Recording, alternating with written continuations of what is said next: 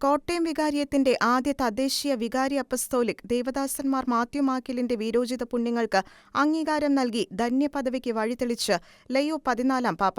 വിശുദ്ധരുടെ നാമകരണത്തിനായുള്ള ഡിക്കാസ്ട്രിയുടെ പ്രീഫെക്ട് കർദിനാൾ മാർസെല്ലോ സെമിറാറോയ്ക്ക് അനുവദിച്ച കൂടിക്കാഴ്ചയിലായിരുന്നു കേരള സഭയ്ക്ക് മുഴുവൻ സന്തോഷം പകരുന്ന പ്രഖ്യാപനം ഉണ്ടായത്.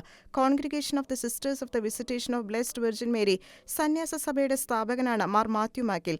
1851 മാർച്ച് 27 കോട്ടയം ജില്ലയിലെ മഞ്ചൂരിൽ ജനിച്ചു. 1889 കോട്ടയം വികാരിയേറ്റിൽ വികാരി ജനറലായി അദ്ദേഹം നിയമിതനായി.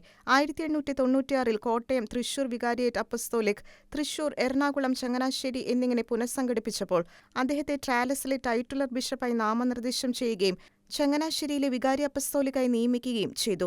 1911 ജ്ഞാനായ കത്തോലിക്കർക്കായി മാത്രമായി കോട്ടയത്തിന്റെ ഒരു പുതിയ വികാരിയേറ്റ് അപ്പസ്തോലിക് രൂപീകരിക്കുകയും മാർ മാത്യു മാക്കിൽ കോട്ടയത്തേക്ക് വികാരി അപ്പസ്തോലിക്കായി സ്ഥലം മാറ്റപ്പെടുകയും ചെയ്തു. 1914 ജനുവരി 26 കോട്ടയത്ത് വെച്ച് നിത്യസമ്മാനത്തിനായി യാത്രയായി.